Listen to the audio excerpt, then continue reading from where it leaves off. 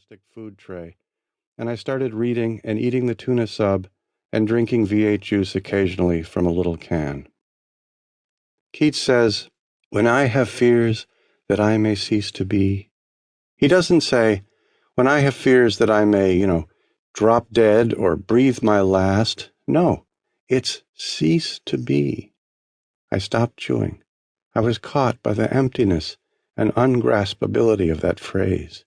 And then came the next line, and I made a little hum of amazement.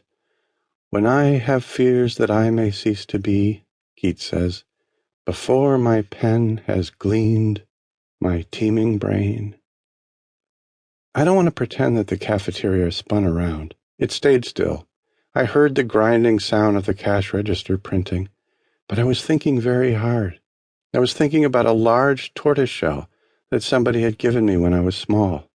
There was a sort of fused backbone on the inside of it that ran down the middle.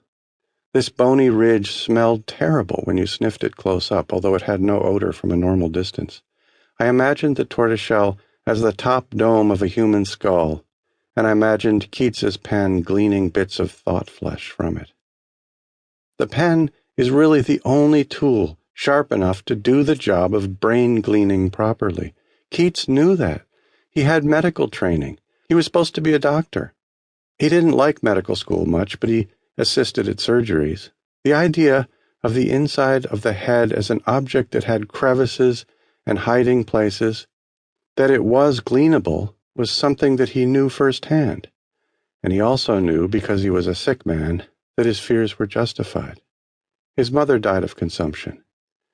He was a 14-year-old boy when he stayed up watching her die. He knew what it meant for a complicated, gentle person to simply cease to be.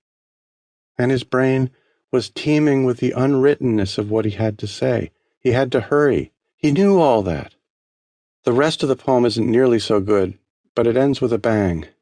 "Till love and fame to nothingness do sink." I didn't bring the list of things I wanted to write about today. Sometimes I note things I want to write about on a folded piece of paper, but I left my piece of paper in my bed. It's an empty bed. This may be one of the empty bed birthdays. I've had a few. But a summer birthday is a good thing. On the branch near my car, on every twig that isn't dead, there's been a lot of activity. The sap is up in these trees, and the leaves have had no choice but to move outward, billions of buds in each tree, the leaves tremblingly uncurving, squirming outward. It's a forced migration. The sap is pressurized, and the leaves have to flee outward from the very ends of the twigs. What it creates is a fog of green over all of Inigo Road. I've just been waiting for summer, waiting and wanting, and now it's here.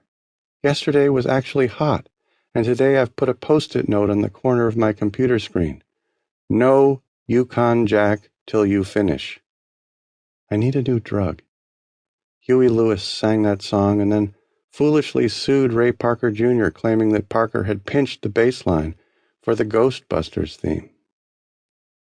I'm debating whether to buy a can of Skoal smokeless tobacco. 3 quick farewell shots of Yukon Jack. Oh, my flipping God. Deep breath now. Hello, my strangely shaped figments. I'm Paul Chowder. I'm here, and so are you. We are in the same Minkowski space, shaped like a saddle. You're in the saddle, and I'm in the saddle, and we're not going to fall off Revere's horse because it doesn't exist. My knees are laughing. Is that allowed? Here's my tip of the night. Nod. It's worth nodding at things sometimes. Just give a big nod. That's the way they are? Okay, nod, yes. Practice nodding. 35 years ago, when I was 20, I sold my Heckle bassoon, and that was that. Now I'm supposed to be writing a new book of poetry, which I'm calling Misery Hat. I don't want to work on it. Today, to get inspired, I dipped into an extremely long poem by Samuel Rogers called Human Life, because I liked the title. It didn't do much for me, but I remembered that Samuel Rogers was friends with Tennyson and Coleridge, and that made me haul out my old edition of Tennyson.